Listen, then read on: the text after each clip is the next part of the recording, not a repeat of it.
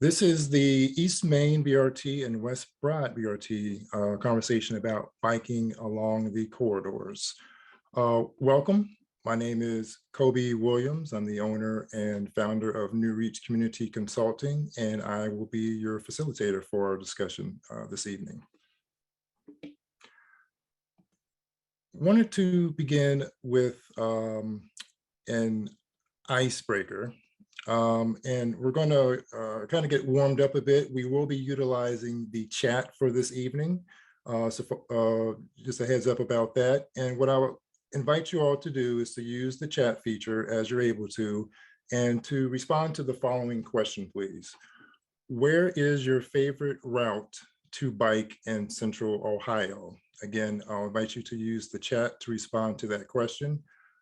Where is your favorite route to bike in Central Ohio? And I'll give you a few moments to respond to that. Let's see some responses trickle into the chat.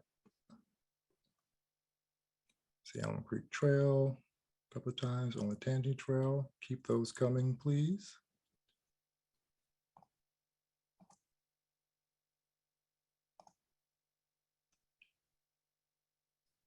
All right. If you have not already responded to that question, please, I'll invite you. Where's your favorite route to bike in Central Ohio? If you can add that to the chat box, please.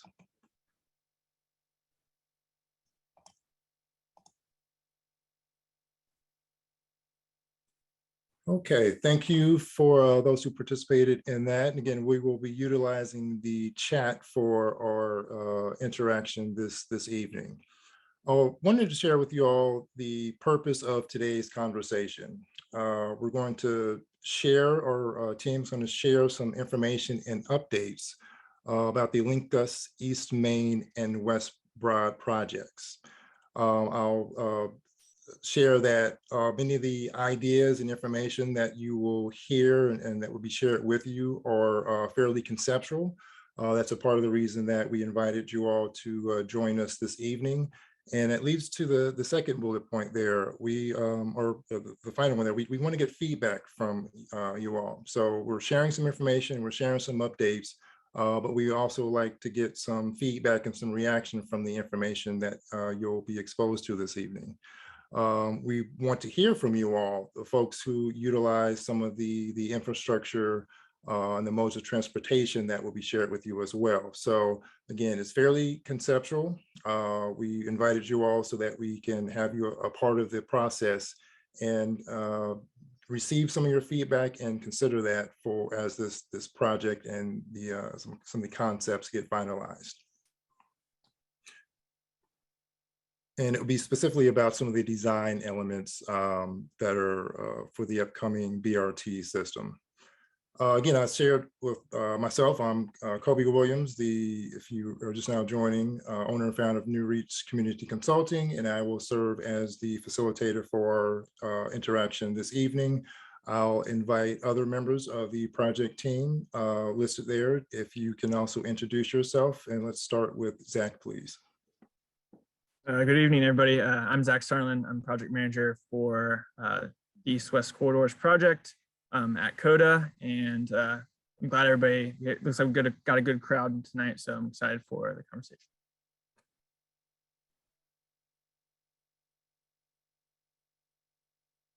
I'll jump in. Can folks hear me? Yes, okay. We can. Thank you. Having audio issues. Justin Goodwin, Transportation Planning Manager with the City of Columbus Department of Public Service. I'm also the project manager co-managing with Zach on the Northwest Corridor and involved in the East-West Corridors and the LinkUs initiative in general. All right, good evening, everyone. Thanks for joining. My name is Julia Suprock. I'm with AECOM. I'm the project manager on the consulting side for both the East Main and West Broad BRT corridors. Good evening, this is Bill Crowley with AECOM. I am a roadway engineer by original trade, and then for the past couple decades, I've been working on bus rapid transit. So I'm the design manager for the East Main and West Broad corridors. And I'm Christian Lin with AECOM as well. I lead our urbanism and planning practice, but more specific to this project, a lot of the work I do is focused on working with our transportation team and from the perspective of multimodal networks and the public realm within that infrastructure. Thank you, team. And I also want to acknowledge Warhol and Wall Street as well, who we are working with and is working behind the scenes. I want to shout out Donna, Ashley, and Ray in particular, who are providing some of the technical support for our time together this evening. Thank you.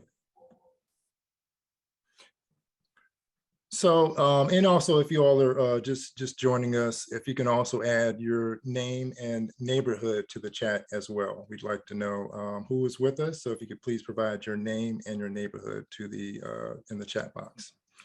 So I want to cover some of the housekeeping for our time this evening before we jump into things. I ask that you all use your whatever name you go by. Let's put it that way. Your real name, whatever name you go by, for how you're appearing or how you listed in the Zoom session. That way we can become a little bit more familiar with who is participating, as well as helps us with follow-up as well. So if you have not already done so, if you can please change your name that's listed, and you can hover over in the upper right-hand corner of your Brady box square there and click on the 3 dots to change your name if you need to do so. And Ashley Randall with Warhol and Wall Street will be providing technical support. So if you need to contact her, perhaps directly if you're having any tech issues, but she'll also be serving as a master at arms in some regards to help keep this our time together orderly and timely. So I wanted to acknowledge her presence and her role. And feel free to add questions in the chat. Again, I'll keep repeating that. We'll utilize the chat function for our interaction this evening. We will be referencing the chat for questions or comments that you have, and that's how I'll be facilitating the bulk or the entirety of our time together this evening. And we will be recording. We actually are recording the session now, so I wanted to give a heads up about that. That is partially to help us record the conversation to be viewed later. So if you, a friend, family, or colleague was, if they weren't able to participate in this conversation, but they're interested in it, you're able to reference that content. A lot of good information will be shared this evening, and it helps us capture your comments and feedback as well for forthcoming follow-up. So again, our time together is being recorded, and it will be placed on the LINKUS website for replay, for on-demand replay. If you have any additional questions that maybe were not covered at all or in depth during our time together, on the screen is an email that you can contact for additional follow-up. I want to be very respectful of your time. This is listed, scheduled to be for an hour and a half. We may not be able to get to every single question this evening. However, I do encourage you to still enter your question or comments or feedback into the chat, and or to utilize that email address for additional follow-up. So I wanted to cover today's meeting agenda. You'll have an overview of LINKUS. You'll also have an overview of the East Main and West Broad project. You'll also get a chance to take a look at what has been done in other cities for some of the concepts and ideas that you'll be presented with this evening. So you'll get examples of some real world examples of where this has happened, and we will invite your feedback and comments in that regard. You will also have an opportunity for Q&A. So we'll ask you some questions, and we'll invite you to respond again in the chat function of your Zoom session there. And we'll wrap up with some final timelines and next steps on how you all can remain engaged and stay informed with this project. Thank you. And with that, we're going to dive into a Links overview, and I will hand it off from there. Great. Thanks, Kobe. So I know many of you have heard these couple of slides or seen these couple of slides before with some of your participation so far. I know there's some familiar faces in the meeting, but just hang with me for a couple of minutes as I just give a background for those may not be aware of where we are today with Link Us Initiative. So back in 2014, MORPC studied our region to really look at, the amount of growth that would be coming into our region by the year 2050, outlining that, 3 million people would be here in the Central Ohio region by that time frame, which included, 1 million more people moving here. In 2017, CODA looked at our existing network and wanted to see what our system could look like in 2050 with that amount of growth that was coming to that region. The Next Gen Vision Plan included new fixed route lines, line extensions, on-demand services, and more importantly to where we're here today, it identified several corridors in our region that are warranted for high capacity rapid transit, including bus rapid transit, light rail, and streetcar and commuter rail. Then in 2019, MORPC took the information from the amount of growth in the plan from 2014 and also looked at the information completed in the Next Gen plan, overlaying, looking at different growth scenarios, seeing where this 1 million more people would move in our region, and really looking at focusing that growth along specific corridors, combining the growth with the transit, with those high capacity rapid transit corridors. And then in 2020, the Link Us Initiative formed, which is a partnership between the City of Columbus, CODA, MORPC, and Franklin County. Go to the next slide, Ray. So it's really about addressing 21st century challenges. So the Link Us priorities and the priorities of our region aim to improve conditions and maintain our competitive advantages, touching on components of equity, innovation, economic development, workforce advancement, affordability, and sustainability. And then on the next slide, you'll see that we have several different initiatives and plans in this region currently and in the past. So if you go to the next slide. Looking at how all these tie together and aligning these efforts with the Link Us Initiative. There's a couple on here that I do want to point out specifically to this group, Vision Zero, Rapid 5 Initiative, and Central Ohio Greenways are all existing initiatives that we want to incorporate into this Link Us Initiative as we're looking to our growth and further out in the next several decades. And on the next slide. So again, really thinking about a way our region has grown, past several decades of growth, we've continued to grow further and further out. We're really looking at focusing that growth along key corridors, combining the mobility investments with the compact development, and just increasing those opportunities for everyone. And on this is the last slide I'll cover on this next one. So the work we've done so far, there are 3 corridors that are underway. So today, obviously, we're here for West Broad Street and East Main Street. I do want to mention there's some work going on with the Northwest Corridor. I will direct you to the Link Us website, www.linkuscolumbus.com. That corridor is under pre-project development currently. So it is on track with these West Broad and East Main.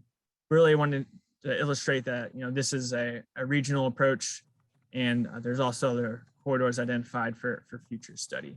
And then on the bottom left there, that's just an image showing all the different elements, mobility elements that need to be looked at in addition to the high capacity transit.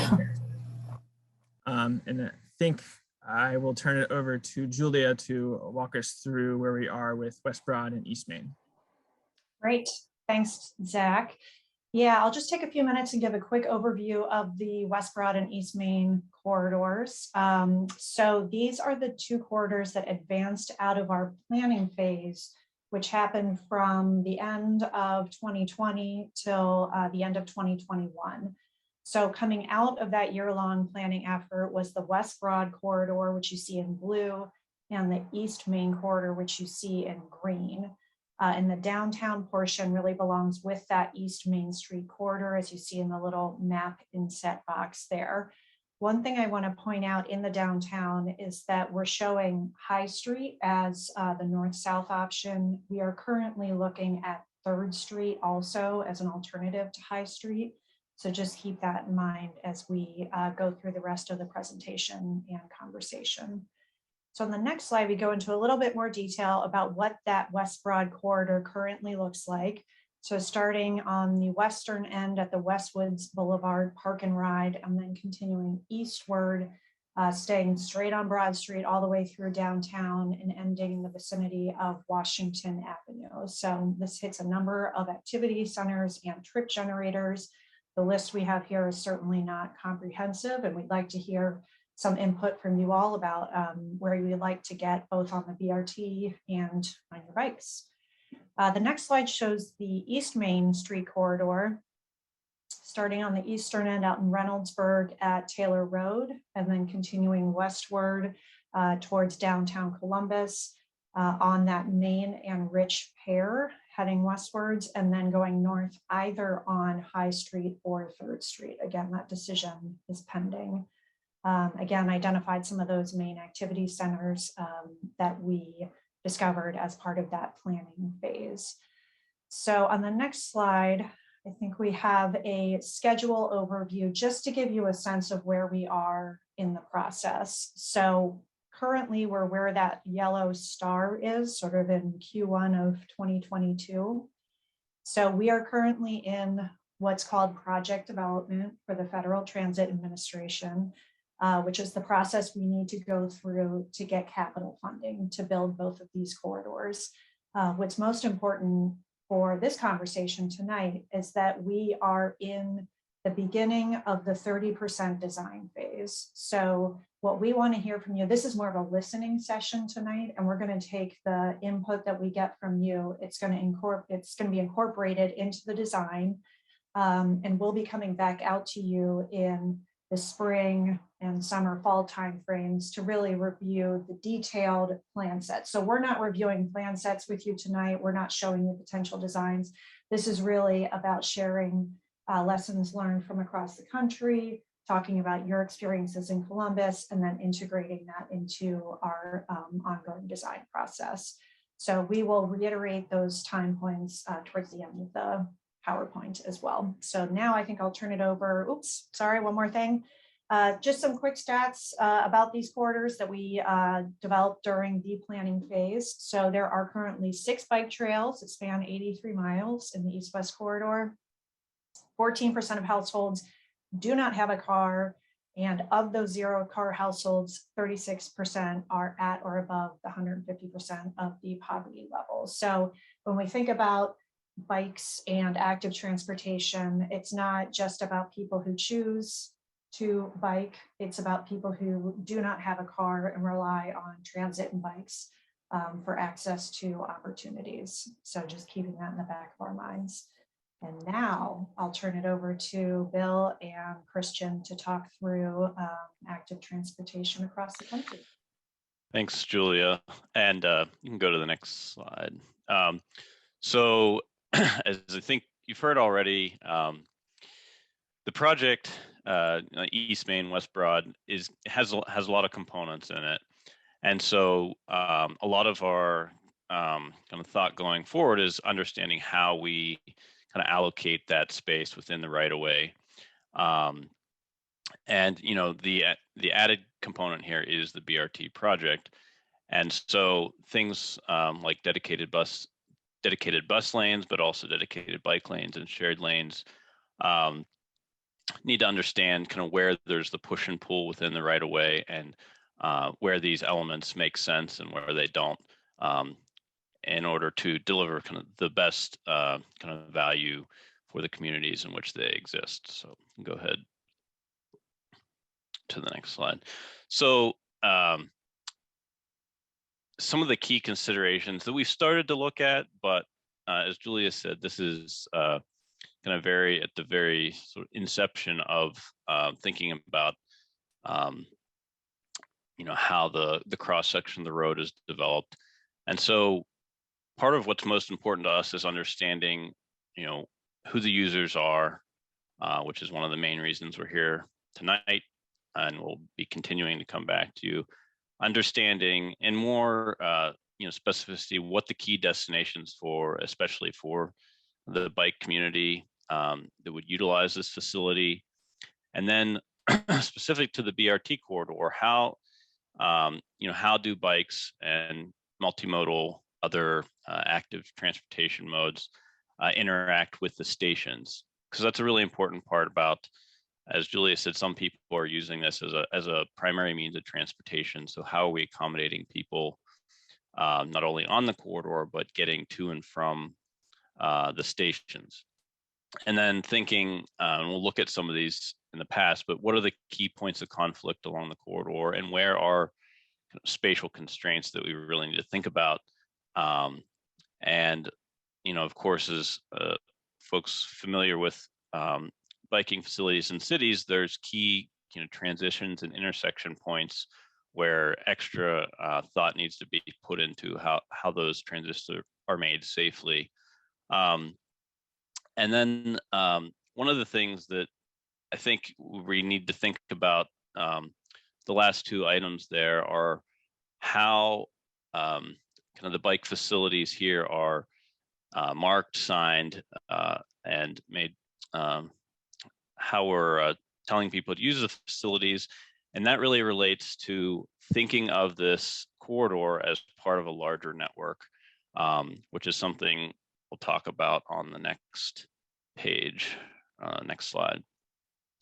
So, there will, in the corridor, there's spatial constraints that we will be, having to address and understand where we do and don't have room for dedicated lanes. And so part of that is really important for us to think more broadly than just the East Main and West Broad corridor, thinking about parallel routes and providing dedicated connections to those parallel routes in a case that there's a situation where a dedicated bike lane can't be accommodated within the corridor.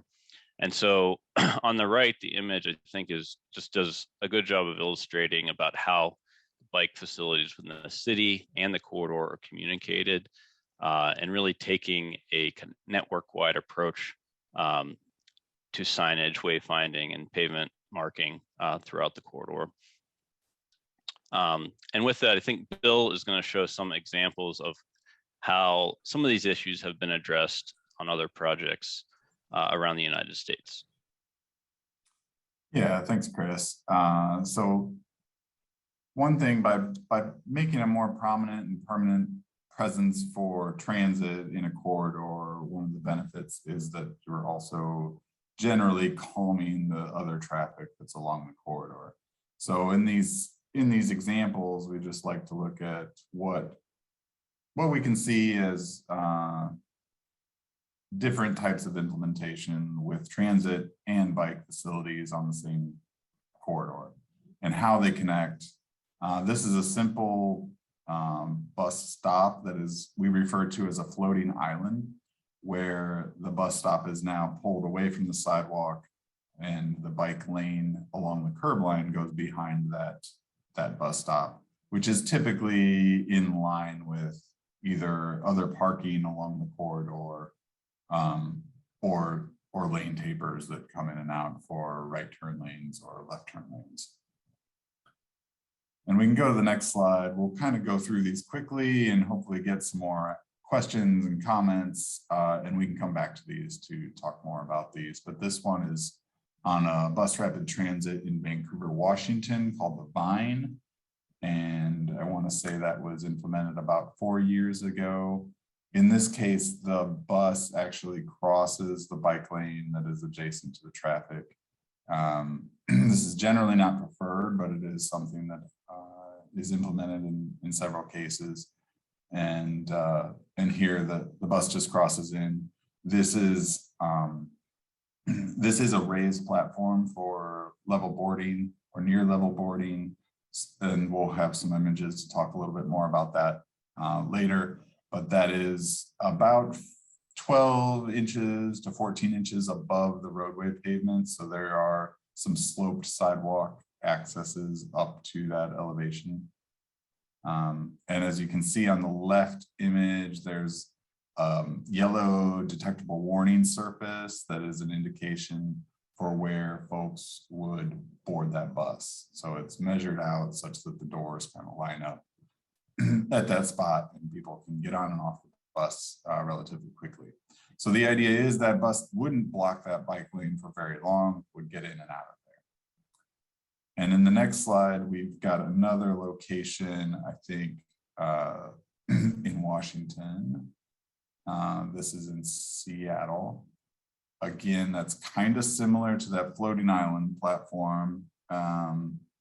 We're not necessarily proposing any of these on the corridor, but we're just trying to get people thinking about these applications. So this is just a 2-lane segment of road. So when the bus does stop in the lane, all the other traffic stops with it. Through the bus rapid transit design, we do intend for these buses to be dwelling at the platform for a short amount of time.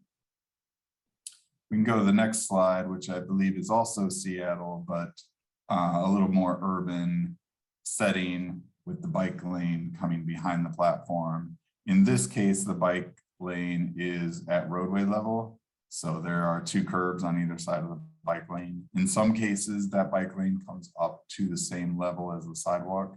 Typically, it would be constructed in asphalt, but there would be some kind of buffer that we'd want to have between the bike lane itself and the shelter, which is a vertical shelter in that floating island platform. Again, on that, you can see there was some indications of where to board in the light. Again, that's more of a transit element, but I just wanted to, we'll get to some of this. We'll talk about bikes actually boarding on the bus instead of on the bike rack in front of the bus. So then again, on the next slide, this is in Los Angeles, and it was originally called the Orange Line, and it's now called the G Line, but this is actually an old rail corridor where there's a bikeway and a busway here. Although emergency vehicles use this corridor, it is generally just for transit and bike facilities.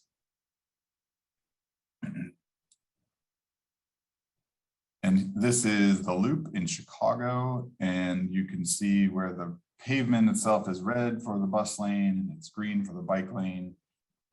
In this case, the bike lane actually comes up to the crosswalk level where pedestrians would cross to that floating island bus stop. And in the next slide, we'll just turn around and kind of look downstream. There are some pylons in that buffer space between the bus lane and the bike lane in this case. And continuing on in other examples, again, we're just kind of going quickly through these, not necessarily saying we have room for all of these. This is in Grand Rapids. I believe this is the Silver Line. They have 2 bus rapid transit systems, the Silver Line and the Laker Line. And in this case, there is a platform. You can see the detectable warning at the edge. Now in Grand Rapids, they use a 40-foot bus and they do not have bikes on board the bus. So there is that step down closest to us where folks getting on the bus would actually step down, come to the roadway level and put their bikes on the rack in front of the bus, similar to putting your bike on a standard transit bus without bus rapid transit. One other thing, just going back, I'm sorry about that, I'm going a little slow. In the there is a bike racks there, and so just the other thing that Christian pointed out was finding that space, not necessarily on the platform, but near the platform where it makes sense for bike parking. And going on, we have another example of how what we refer to as near level boarding. This is not only for wheelchairs, but also for strollers and folks that are a little bit physically impaired, and it's just not as easy to make that step up. And in the next slide, we also look at what that space on board the bus might look like. So sometimes there's a trade-off in actually taking away some of those seats on board the bus and making some space on the bus for either racks or standing. On the right there is are racks that are folded up right now, but those are for bikes, putting your front tire up and pulling that rack down for the back tire. And one more slide on board the bus. Actually, this left image is showing an indication that this is the boarding area for bikes to board. So once that is determined where the bike boarding would be, we're looking at 60-foot vehicles here on the East Main and West Broad corridors, but that's not necessarily what it would be in every Link-Us corridor. But there would be more than one door for the buses, for the boarding, and one might be allocated for wheelchairs and one would be allocated for bikes. So this image is just a indication. This is from Provo, Utah, of the bike indicator that this is the place to load your bike. And then again, another couple images of an actual bike in the bike rack and what those bike racks could look like inside the bus. And when they're not in use, they can, and when they're not in use with bikes, they can also be used just for standing passengers. So I think that concludes all of our images and trying to get some of you thinking about those questions. I think there's been more in the chat and I haven't kept up with those, but I think that's all we have. Kobe, if you want to go to some of those questions. Yeah, thank you, Bill and team. So we would like to hear your reactions or thoughts and responses to a few questions. Again, we'll be utilizing the chat. So I would invite you all to type into the chat responses to the next series of questions here. The next slide, please. So the first question that I would invite you to respond to in the chat is, what is your greatest concern about biking along East Main and West Broad corridors? Again, what is your greatest concern about biking along East Main and West Broad corridors? I'll invite you to respond to that in the chat, as well as another question about your biking experience here in Central Ohio. What do you see as the greatest opportunities to improve biking within the corridors for all residents? I'll repeat that. And again, I'll invite you to use the chat to respond. What do you see as the greatest opportunities to improve biking within the corridor for all residents? We are monitoring the chat and give you some time to respond to the first set of questions there. And again, we may not be able, in fact, we will not be able to respond to every question during our time this evening. However, we are taking notes on your questions. The session is recorded and responses to these questions will be made available to you. But I invite you to use the chat to respond to the questions here, and let's see if we have any in the chat as of yet.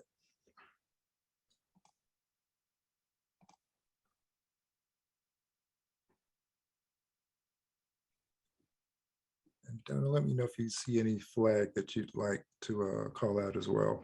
Thank you.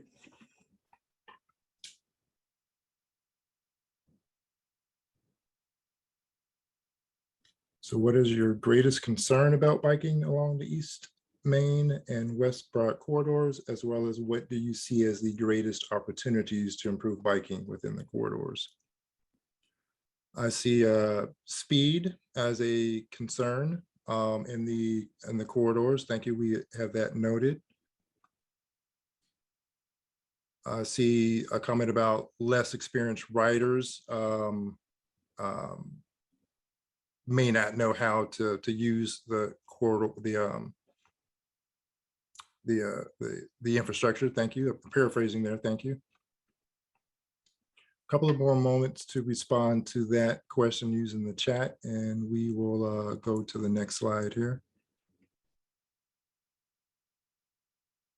seen safety concerns about speed and lots of comments about the lack of protected bike lanes. Thank you for those comments.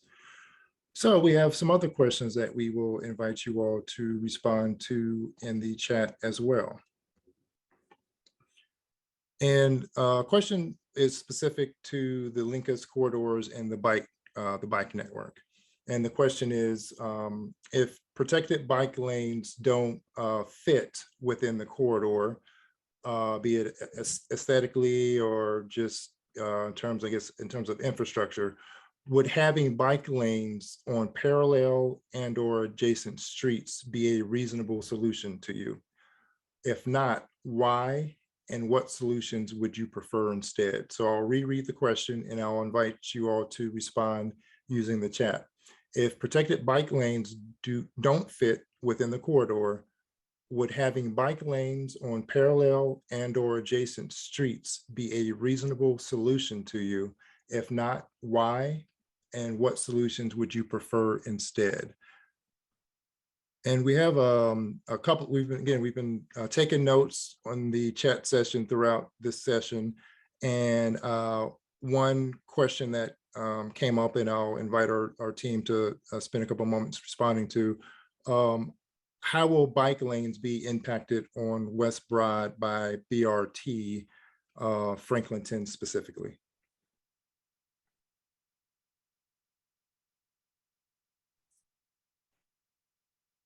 Bill, did you want to answer that? Yeah. So where we have existing bike lanes, we are at least accommodating that existing infrastructure and hoping to improve upon it.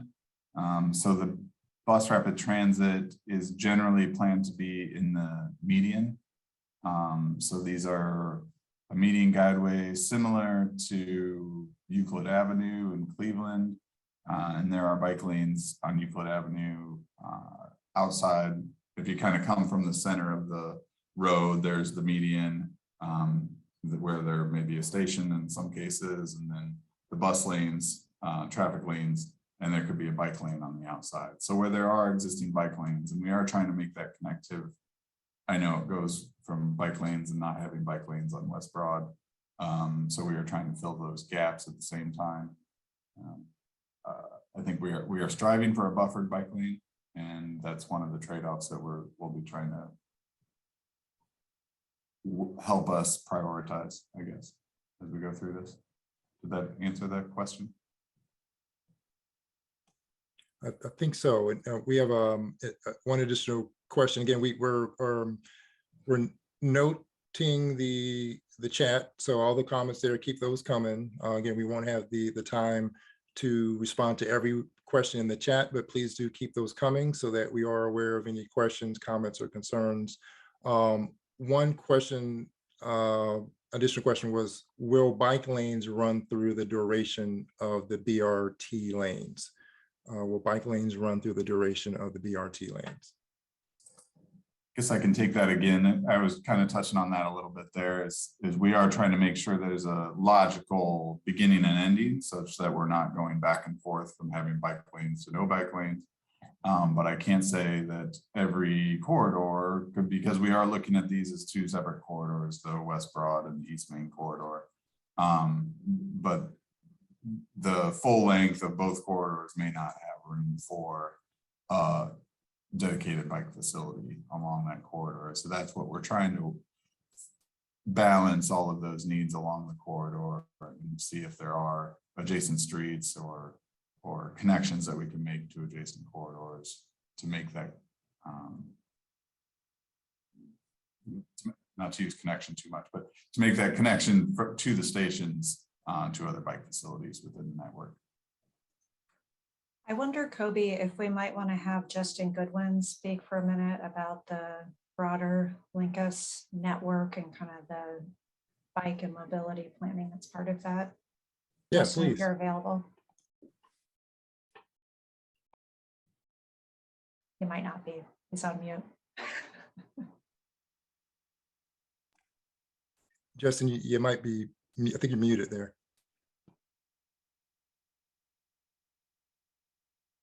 All right. How about now? There we go. All right, yeah. No more masks in Columbus, but still Zoom audio issues. So Julia, you were getting at sort of broader bikeway network planning. Certainly, well, one, I want to acknowledge, within each of these corridors, East Main and West Broad specifically, these go through multiple jurisdictions. So I'm here representing the city of Columbus, and Columbus controls the majority of the right-of-way along these corridors, but not all of it. So there are other jurisdictions that ultimately have to make decisions about the design of the right-of-way there. I saw a comment about speed limit that it relates to that too. Sections of the higher speed limit portions of West Broad, for example, many of those are in Franklin County jurisdiction or even in ODOT regulatory jurisdiction. These are ODOT routes as well. So speed limit is a complex issue, but that would be dealt with as we move forward in design and as we impact the overall design of the right-of-way, taking into account the potential for physical changes to the effective width of the right-of-way through things like bike lanes, bus lanes, travel lanes, lane widths, all have an impact on speed and design speed versus posted speed. So there are a lot of engineering factors that will go into determining what the appropriate speed limit is at the end stage of the BRT corridors being implemented on either of these routes. Larger bikeway network planning. So as part of the broader Link-Us effort that Zach talked about earlier, while we are very much focused on these three corridors, West Broad, East Main, Northwest Corridor, for the implementation of bus rapid transit, there is a broader effort that is looking at multimodal connections as a broader regional system throughout the entire CODA service area, throughout the city of Columbus, throughout Franklin County and all of the jurisdictions within Franklin County, how we can improve multimodal connections into the overall transit network, fill gaps in the system, connections to greenways, filling gaps within the on-street and off-street bicycle network. And as we move forward in implementation, there will be a more concerted effort to identify those highest priority connections into the BRT station locations, as well as potential parallel routes to some of the corridors. So for instance, West Broad Street, we have some bike lanes already. We've talked about the gaps that are, some bike lanes were very recently implemented in Franklinton, that was noted. There are gaps as you move further west. East Main Street is a tighter corridor. It's more challenged, it's more constricted physically, at least in the Columbus portions of the corridor.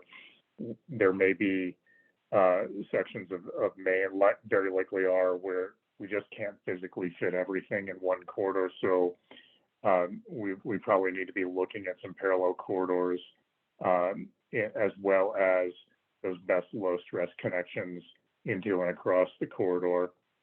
So the overall Link-Us effort is taking a broader view. Right now, working on an implementation program as we move forward for identifying these priority projects, not just on the transit side, but on the bikeway and sidewalk connectivity side. There will be more coming out about that toward the end of April, about an overall program implementation and process for prioritization of projects moving forward. And folks like you, we want to have engaged in that process as we move forward as well. Thank you, Justin. And please keep the comments coming in the chat. We're going to move to the next set of questions here. And similarly, please utilize the chat for your response. So this question is focused on safety. On a scale of 1 to 10, 1 being not safe at all and 10 being very safe, how safe do you feel when biking in the corridors today? Please enter your response in the chat. And what I'm going to ask to do, if you select a number, tie that to the reason. So if you were to select 5 as the number on the scale, please, do 5, comma, why you selected that number. So please tie your number to the response. That helps us to track the responses. So again, on a scale of 1 to 10, 1 being not safe at all and 10 being very safe, how safe do you feel when biking in the corridors today? And please tie the number that you select directly to the reason. And the second question regarding safety is, what would make you feel safer? Again, I'll invite you to use the chat. What would make you feel safer? And I do have a couple of early questions that I'll invite the team to respond to. We'll spend just a few moments on these questions. One question is, what are options for protected lanes? I'm reading that as a kind of an open question. Options for protected lanes. I'll invite some of our project team to respond to that, please. Chris, I'll let you cover that a little bit more, but we've got protection both from, the buffer space itself, but also some physical protection, I think, is what I'm seeing more so desired in the chat, as we'd expect. Yeah, where we have the space, I think understanding in terms of safety and separation, I'm just reviewing the chats, and what I see is kind of a tendency to have actually the physical, full physical barrier. And that obviously consumes more of the right of way, but that's one of the key decisions we need to understand what spatial allocation needs to be made in the corridor to accommodate that. One of those trade-offs that we didn't talk about, sorry to cut you off, Christian, but is just that maintenance also. Snow removal is a big. Yeah, because that's another comment I'm seeing a lot, about the amount of trash collection, the amount of debris that ends up in that corridor. So understanding what the maintenance kind of capabilities are and expectations are within that separated bike lane is an important thing to understand prior to going down that route.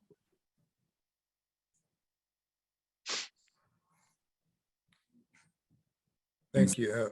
Chat brought up a bike facility that's at more of the sidewalk level, and so that is a separation, that's different than what we've shown on most of those images that we've gone through. So that is another option, just because it does have that kind of that physical barrier without necessarily having a pylon or anything there, but it becomes on the sidewalk level.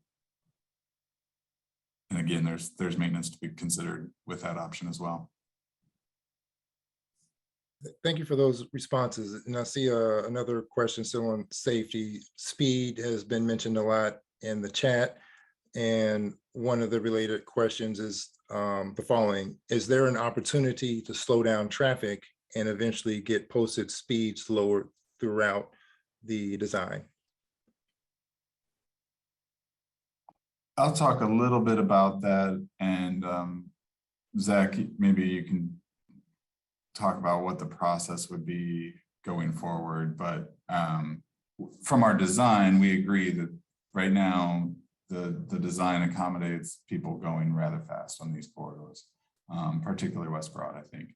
But with our design for bus rapid transit, we will be reallocating that space, making sure we have reasonable widths for those lanes, and also just accommodating for the median guideway. We end up having some lane tapers that shift between the stations to make room for the stations. Those tapers or lane shifts in and of themselves can be a traffic calming device.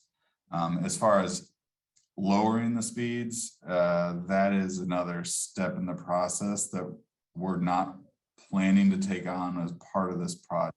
But Zach, I know we've had some of these conversations. Would you mind speaking to that? Yeah, I know it's been brought up in our technical group meetings about that. And yeah, to reiterate what you said, Bill, and most of that's going to be traffic calming measures, just with the dedicated lane and the stations being present there. I mean, looking at our really 20-mile stretch between West Broad and East Main, looking at some of the segments, out in the western part of West Broad is especially past 270 is obviously a lot faster than it is in the downtown area. So definitely a conversation that will be have to had on once those the infrastructure is looked at and all of that. Yeah, can I jump in on that? Sure. Just to sort of expand on the point I think you're making is what's really key to lowering speed limits is actually changing the physical design of the roadway.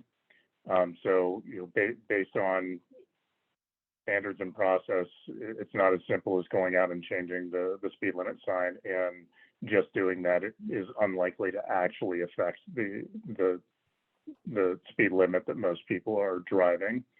So introducing these new elements with center running BRT, reallocating existing travel lanes, finding opportunities to introduce buffering, physical protection of bike lanes where we can, all of those things that can effectively narrow the physical and visual travel way for the motorists, those are going to have a positive effect on actual speed reduction. That needs to happen before we can actually demonstrate that we're in a position to justify lowering the speed limit. Yeah, I will add to that. Thanks, Justin and Zach. The one other thing that we will be implementing, and we haven't talked a bunch about today, is transit signal priority. And that is mostly about making sure that our buses are, that your buses are being prioritized and kept on schedule. It's not necessarily always prioritized, but when they are behind schedule, brought back to schedule. So they get an early green or an extended green to get back onto schedule. But by implementing all of that with this project, also, there is some general benefits of having your corridor interconnected, and people will learn over time when those signals are timed just right to that speeding to the next light is not going to be advantageous to them, and they're just going to have to wait at the next light. So some of that is another traffic calming measure that would be implemented as part of this project. Thank you for those comments, Bill. And please keep your questions, reactions, concerns coming in the chat. Let's move to the next set of questions that we have for you all, which is focused on sharing the roadway. So what roadway infrastructure elements are most important to you? I'll invite you to respond in the chat. Protected bike lanes, bike boxes at intersections, or are there other things that come to mind? Again, what roadway infrastructure elements are most important to you? Protected bike lanes, bike boxes at intersections, or is there something else that comes to mind for you?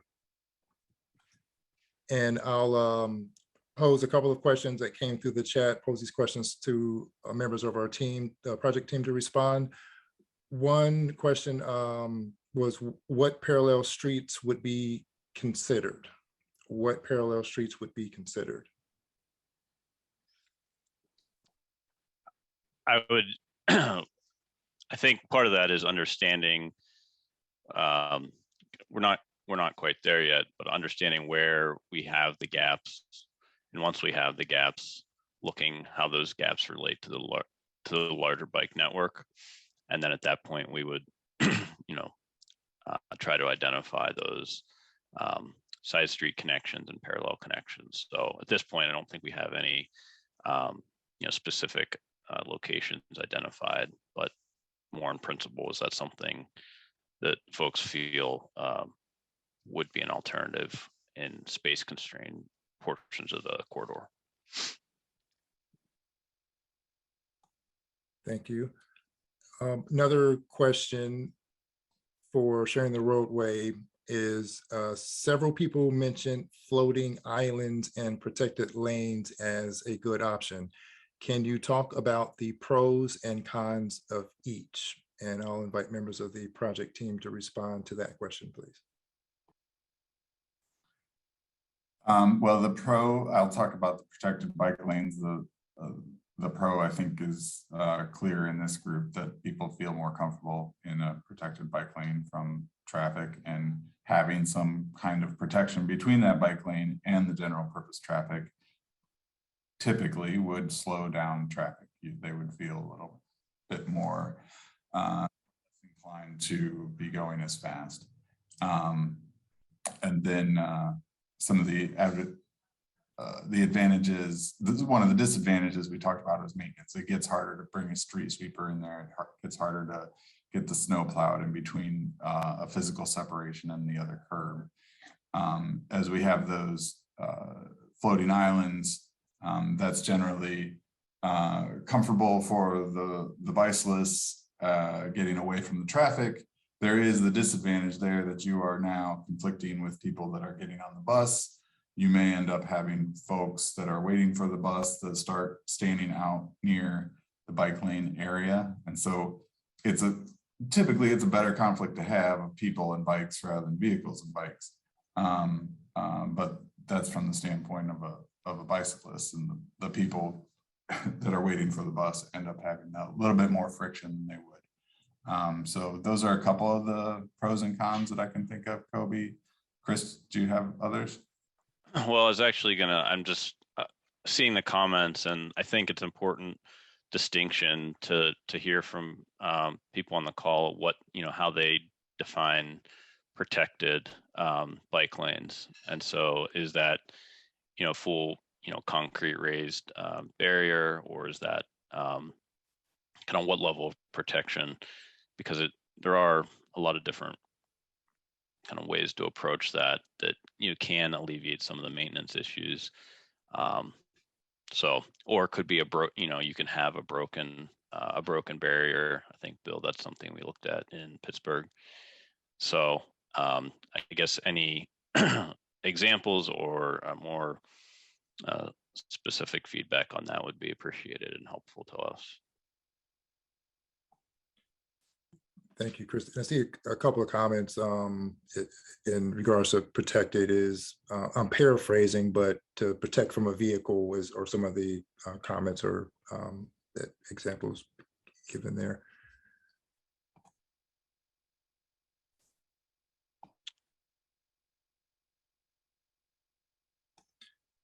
Keep those comments coming in. We're going to move to the next question here. And this one is in regards to stations and vehicles. So there's a few questions here. And again, I will invite you all to respond using the chat box.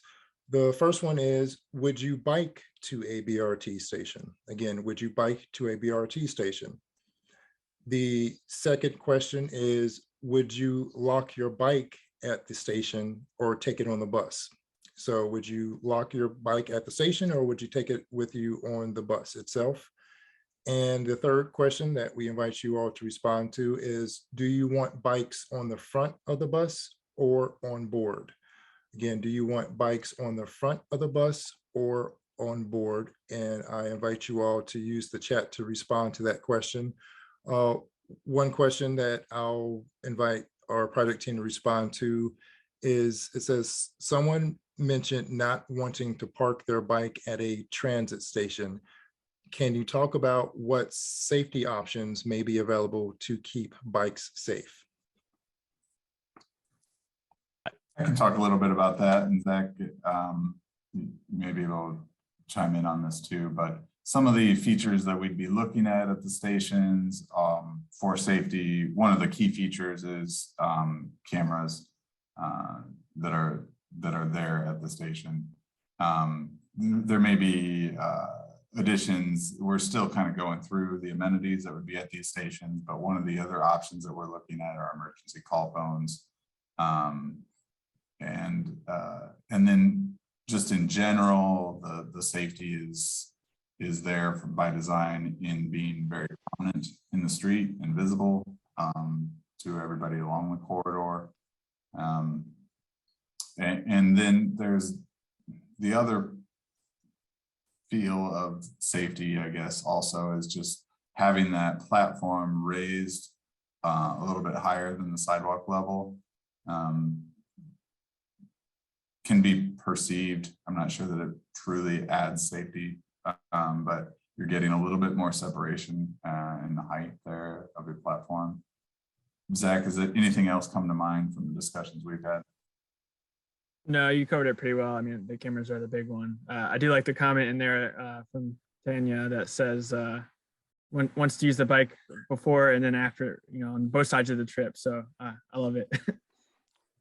Yeah, Bill, the other thing, I mean, so just so folks know, we are, as Bill alluded to, the kind of a parallel process we're going to be working on is the actual station area design, which kind of at the early part of that process, we are going to look at all types of station amenities to try to understand, and not to say that all stations have all the same amenities, to understand, based on, user, what we anticipate from a ridership standpoint, where the facility exists, et cetera, what those amenities, make the most sense. But one thing I would say in general is lighting is a really critical part of station safety that, can't really be understated. So, and also transparency in and around stations, just from a kind of a design standpoint, making sure that you don't create kind of hidden spaces around stations are two things that we kind of have on our mind when we're thinking about designing stations and the areas around them. So speaking of design and kind of amenities, I see a couple of comments about charging options for e-bikes. Would any of the team like to respond to that? Is that consideration an option, or what that might look like? That's an option I have not seen implemented, but it's definitely a good option to consider. I have seen options with just amenities at the station to actually charge your phones, either on the bus or waiting at the station. But I have not seen that implemented for e-bikes at this point. But it's not to say that's not something that couldn't be considered. Thank you, Bill. That was the end of our formal questions, unless the team sees anything that you're just itching to respond to from the chat. I will give you a few moments to do that. One thing that I wanted to mention when we were talking about bikes and bike storage is that in a lot of cases we'll have center running median stations, and so depending on kind of the station configuration and also feedback we receive, is bike storage actually in the median, or is that going to be on back a curb behind the side, by the sidewalk? And again, I think that's not a necessarily a one size fits all answer for sure, because it depends on where we are and what kind of is happening at a key intersection, and if there's more public space there. But just something to keep in mind that a lot of the stations will be in the median, and so taking your bike across the median to the median may not be something that is really desirable, or maybe it is. But for safety. So just something to factor into your feedback. Yeah, it's a good thing to bring up, Christian, and the pros and cons we've discussed on that on other projects is that if you are in the station with your bike, you may feel a little bit safer about leaving it there. But at the other side of that is that you then have to walk your bike generally through the pedestrian area of the station that is probably going to be crowded if it's the boarding time for the bus. So ideally, we have typically tried to find that space along the curb or off the median platform.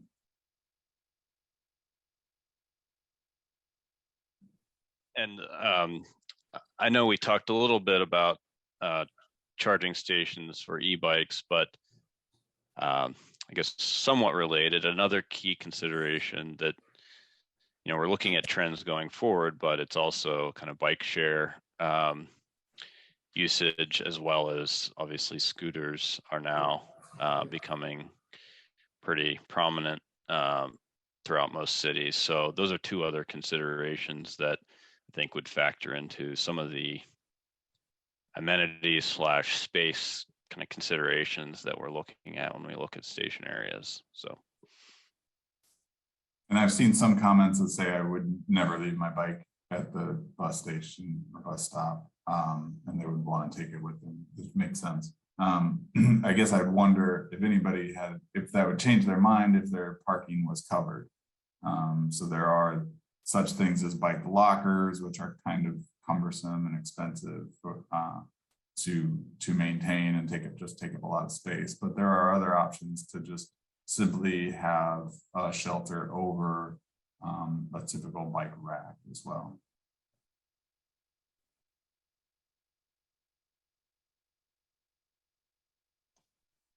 Thank you, Christian and Bill, for responding to that. Let's talk about next steps. So we're obviously in March. So March through April, the design team will complete the 15% design, something that Julia spoke to earlier, and taking into account a lot of the great feedback and comments and concerns and suggestions that you all have shared with us this evening. And May into June is when those are kind of be considered and incorporated in another round of feedback. So some of the feedback that you've provided, we'll kind of take it back to the kitchen, bake another cake and present it again to you all for additional feedback. So very iterative process that that we are inviting you all to continue to participate in. And later the year, this summer through into the fall, July into November, that's when 30% designs will be presented to the public again for feedback. So again, multiple stages of feedback, and again, presenting that back to the community. And we encourage you all to remain engaged throughout that process. And speaking of which, we'll show you some options here of how you can remain engaged in the process. So we encourage you to follow us on all the social media channels. Next slide, please. Facebook, Twitter, and Instagram. And that's the handle there at Linkus Columbus. As well, we encourage you to send any additional questions, comments, or concerns to the email address that's listed there, which is info@linkuscolumbus.com. Keep the chat buzzing here for our last few moments here. We again have captured the notes from the chat, and we will provide a way to give those responses to the community, to the public, as well as consider them for inclusion in the plans that will be provided in, a very iterative format. I want to thank you all for your time. I want to thank you for your participation this evening. Yes, Julia. Sorry, just one, I wanted to respond directly to Josh Lapp's question here about can we have another meeting when we are more into the design? So if we could flip back to that previous slide, that was what Kobe was just talking through. So in the May, June timeframe, that's when we're going to be taking the 15% design plans out for review. So that's when you get to see like the plan sheets and you get to see specifics of where different amenities are located, where the lanes are located, platforms, all sorts of things. And then we are going to process comments on those and then come back out for another round of engagement at the end of the summer. So I know it's often easier to do that level of review in person. So I think we're just going to have to see where COVID leaves us at that point. But there will definitely be opportunity to make detailed comment on the designs that Bill's team is preparing. Thank you, Julia. Could I, sorry, we didn't put this in the slides here, but just a plug here at the end for those who may also be interested in the Northwest Corridor, keep an eye out. We're going to have some public engagement opportunities coming up later in March, including a couple of in-person the week of March 21st and a couple in-person, or I'm sorry, a couple of virtual the following week. So we can send out info to those who may be interested in the station locations and connections to those for that corridor as well. Thank you, Justin. Yeah, and please do stay involved, stay engaged. We appreciate your time and your feedback. With that, I will let you all go for the evening. Please take care of yourself.